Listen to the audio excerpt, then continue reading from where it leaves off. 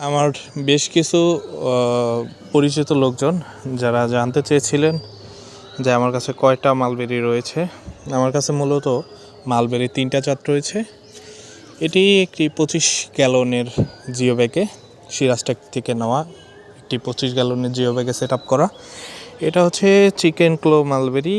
এই মালবেরিটা আমার আজ পর্যন্ত যতগুলো মালবেরি খাওয়া হয়েছে সবচেয়েতে বেস্ট। শুনেছি যে এর চেয়েও নাকি লং মালবেরি আরেকটা রয়েছে, সেটিও খুবই দারুণ স্বাদ। তবে আমার এই মালবেরিটি খেতে চিনির থেকে বেশি মিষ্টি মনে হয়েছে।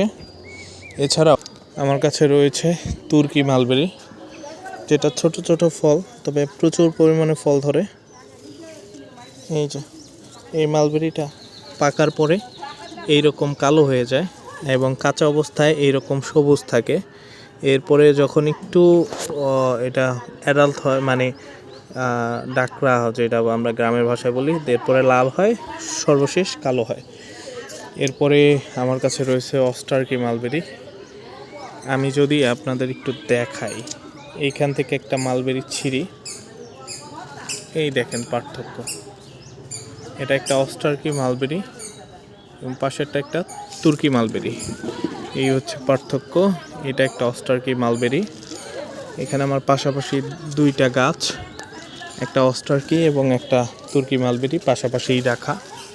অস্টার্কি মালবেরিটা কিন্তু আপনার সাইজে খুবই ভালো হয় এবং এটা পাকার পরে এটা স্বাদও মোটামুটি তুর্কি মালবেরি থেকে ভালো, তবে চিকেন ক্লোর থেকে ভালো না।